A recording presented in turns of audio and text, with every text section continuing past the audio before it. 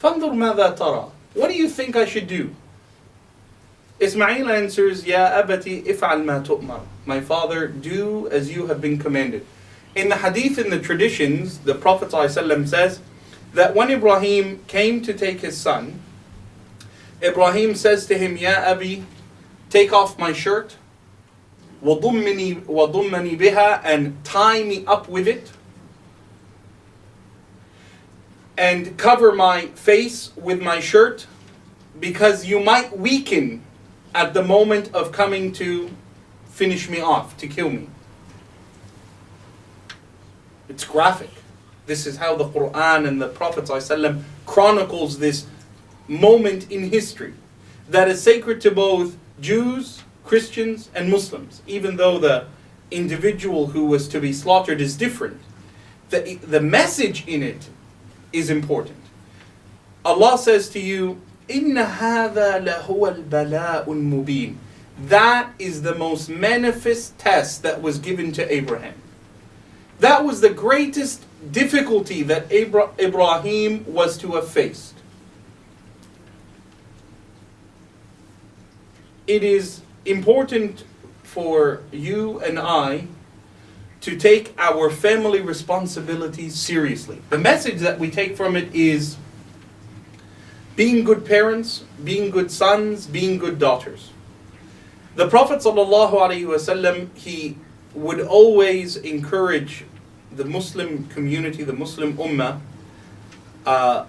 to be extra dutiful to their parents. And I don't want to remind any of us, in fact it's a reminder more to myself than you at the moment, to have extra duty and extra concern and extra care for our families. Especially for those of you as students, and you have reading week and you have exams and you have studies, you begin to neglect certain things that are a part of your life, that are actually of the most important, that set aright everything in your life.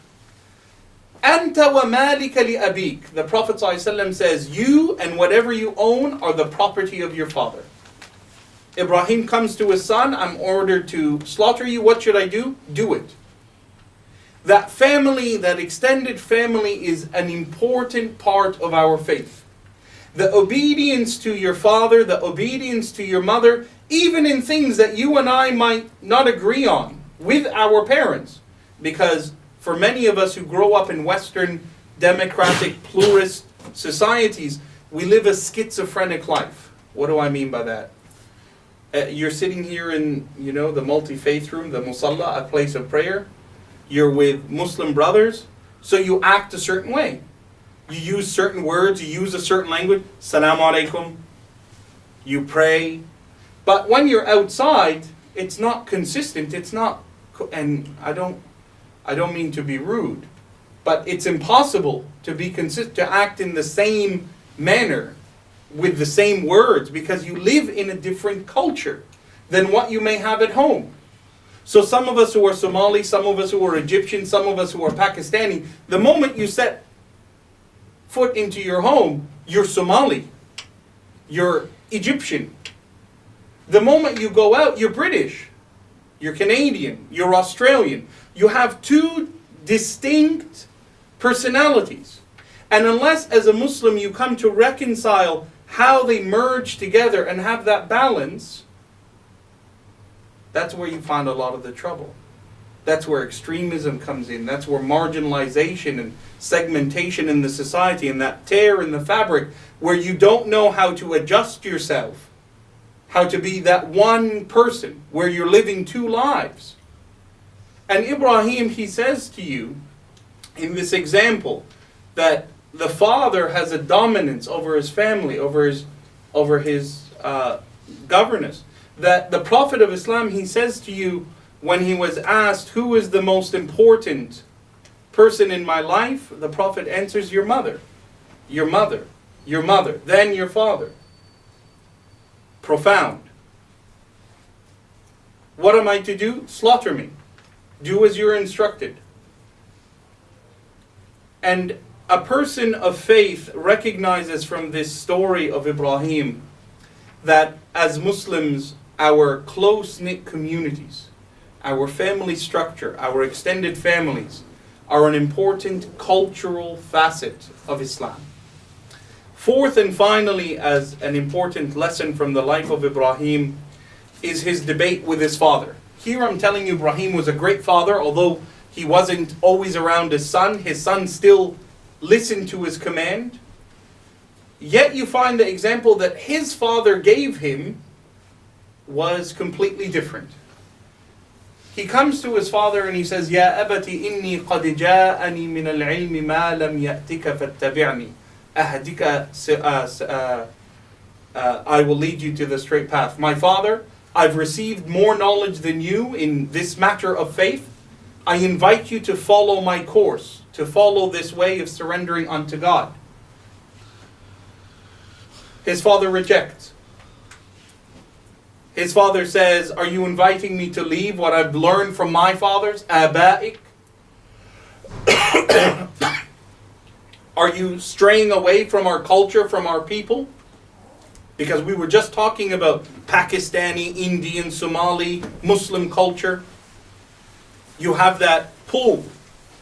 And that same thing is very important. It works both ways. There's the positives and there's the negatives.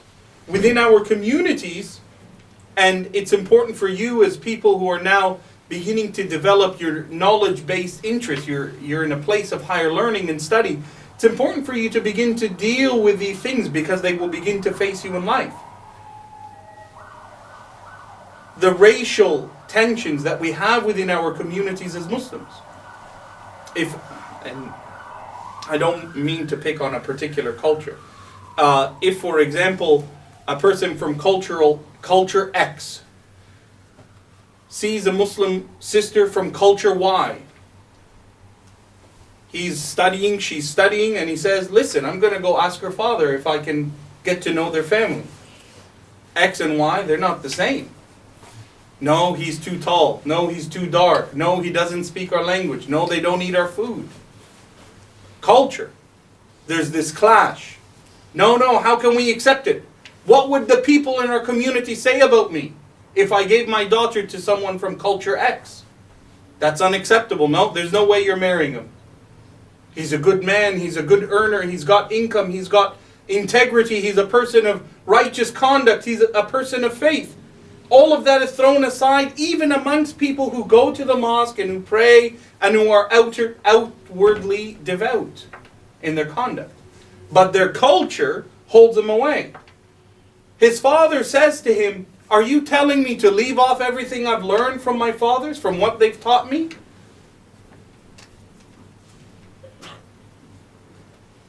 Ibrahim pauses and he says to him, لا تتبع الشيطان. My father, don't be misguided by the influence of the devil. Shaitan in Arabic, and in that particular moment, it's to mean extreme, shat. The word shaitan in Arabic means shat al-amr. It's gone out of its boundary, something that goes out of its extreme. His father didn't just say to Ibrahim, don't talk to me about it and you do what you like. His father said, stop talking to me about it and you stop believing it. You have to stop this faith of yours. Leave everything, throw everything out of your heart and mind, or I'm going to punish you.